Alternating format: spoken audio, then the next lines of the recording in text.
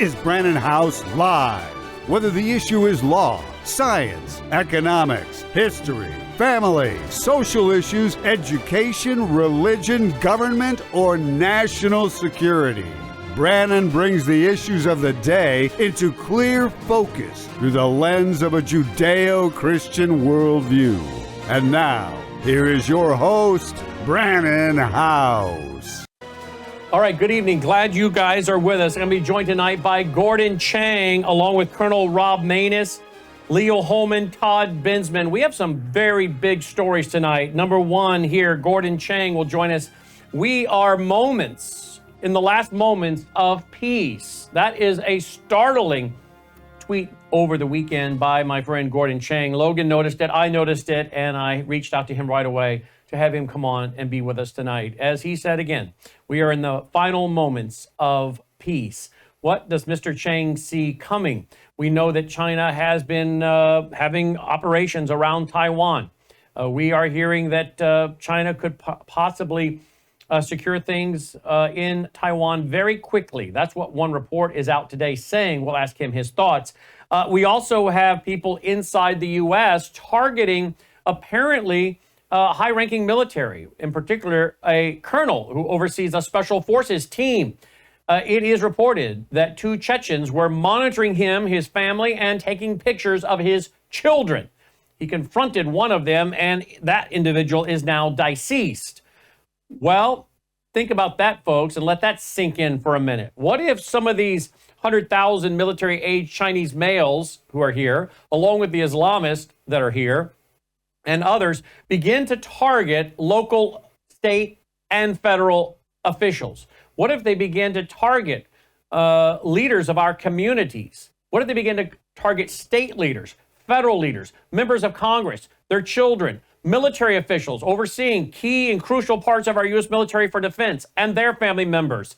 Folks, think through the scenarios of what this would mean. What if our key leaders in America were distracted at a time of World War III launching because so many of their families have been targeted, their family members? Oftentimes, we don't think about that, do we?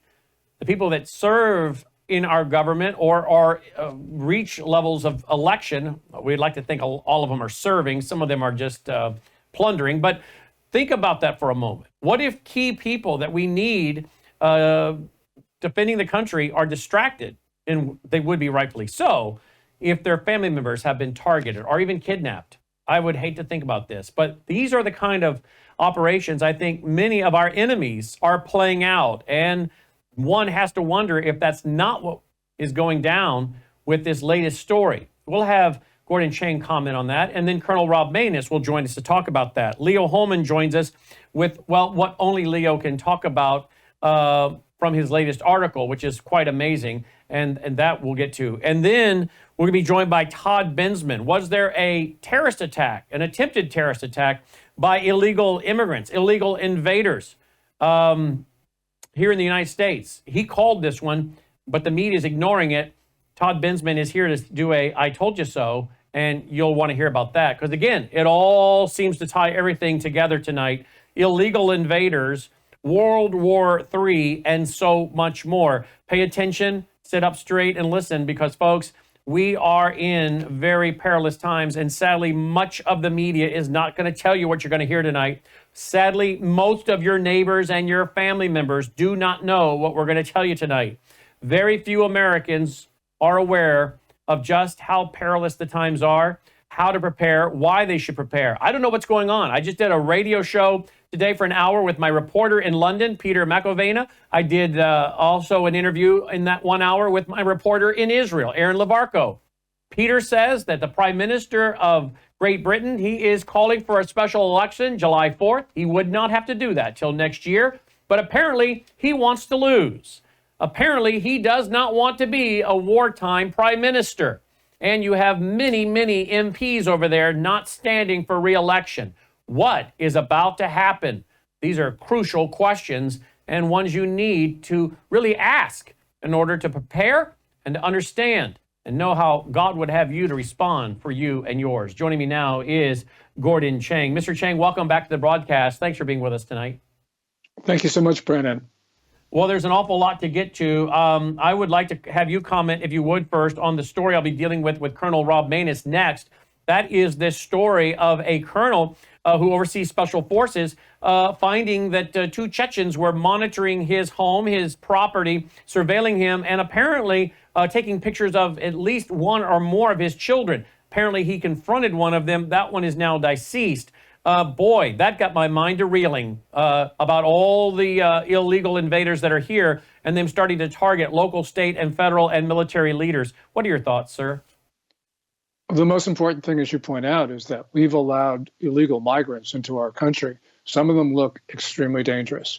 So if we go back 2 years ago, Brannon, the Chinese who were coming across our southern border were primarily family groups. In other words, people who were desperate to live in a free society. Now, U.S. Border Patrol says that about 80 to 85% of them are single males of military age, traveling without family members. U.S. Border Patrol knows that some of them have links to the Chinese military, and we're hearing some very disturbing reports of what they're doing. So, for instance, there have been images, videos, and still photographs of migrants who've been in our country for less than 3 weeks, who came across the southern border with no money, no documentation, taking target practice. This has been occurring across the country. When you talk about the Syrians, the Venezuelans, the Iranians, the Chinese, we have a terror threat here. FBI Director Christopher Wray in February told sheriffs of larger cities that the terror threat to the United States was higher then than it was in the weeks preceding 9/11. It's only gotten worse since then, Brannon. So we are going to get hit in all probability, but we have a government that right now is not doing anything to secure that southern border. And over the weekend, I noticed, as I said in the opening monologue, that you had tweeted out that we are in the final moments of peace. Can you explain to our audience what you mean by that and the warning you'd like to give them? Well, right now, China is waging 3 proxy wars around the world.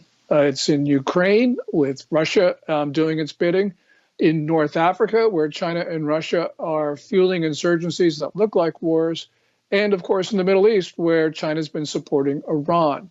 We are seeing activities on the part of the Chinese in the South China Sea, where clearly Xi Jinping has made the decision to risk war, and he's engaging in activities elsewhere, such as Japan and Taiwan. These are the type of activities that we normally see before a war. And if we have one more war, this one in East Asia, then yes, we are in World War III. Got to remember that in the end of the 1930s, there were separate wars that merged into what we now call World War II. We are seeing the same thing happen now. You also tweeted out about Mexican cartels. Here we have at Gordon G. Chang. Mexico's cartels have sped up the migrant invasion. They now fly migrants to Mexico City, where they immediately transfer to chartered flights to Tijuana. Then they are whisked across the border. Migrants are in California within 2 hours of landing in Mexico City. Mr. Chang, why do you think the cartels are speeding up the infiltration of our country? Is there a time frame that they're trying to meet? Is there a deadline that they know about for certain activity?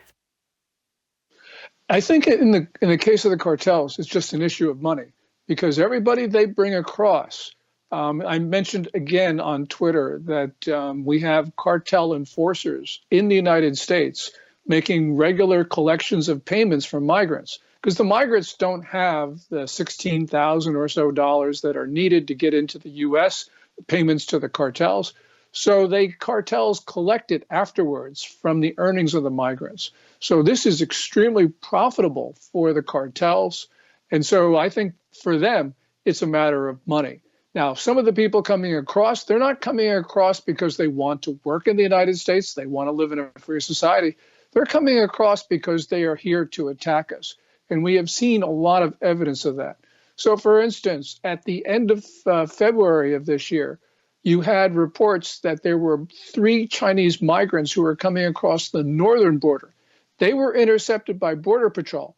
But what was disturbing was that there were Chinese migrants on our side of the border who were there by prearrangement to get them across.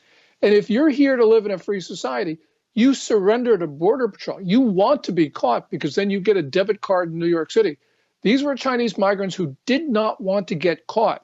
So we can only speculate what their motives were, and there are no good explanations for that. Let's go to this article. China sells almost $49 billion in treasuries in one quarter. Analyst says clear indication to dump U.S. dollar holdings is on display. Again, this is a part of the economic war. It's part of, I would say, the new way of warfare, or unrestricted warfare, as was in that 1999 document by two Chinese communist colonels of the PLA. Your thoughts, sir? Well, there are a couple of things going on here. China, in preparation for war, wants to sanction-proof itself. So they're trying to reduce their dollar exposure. But the other thing, and this is the primary motive for Beijing these days, is that they've got to support the renminbi, their currency, because their currency is extremely weak. And as a practical matter, the only way they can support their currency is to sell dollars. So we're seeing a lot of dollar selling because of the weakness of the Chinese currency. All right. What do you make of this right here? Upcoming sensitive day. How confident can China be when it's still sensitive about June 4th? That was more than 3 decades ago, Tiananmen Square.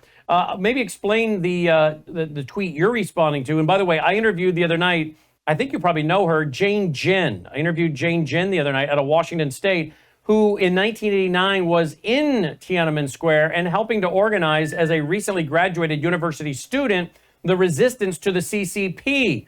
She warned us the other night, and she, of course, referenced you as well, and we did both in our conversation, and some of your great work. And she said, look, you got the CCP here with police stations. They're monitoring many of us. She's speaking about herself. She said, we organized, we went to San Francisco last year to let our voices be heard, as we have the right to do in America under the First Amendment. When it came to Xi Jinping coming to San Francisco, she said there was probably 2,000, she says, paid CCP agitators there. Some of them roughed some of them up, she claims. Nothing happened to them, she said. She's warning that many of them are here, and they're specifically targeting people like her who are formerly from China, who fled and were there in Tiananmen Square and know what this regime is really all about. With that, maybe you want to comment, and then what you were responding to related to what's happening in Hong Kong.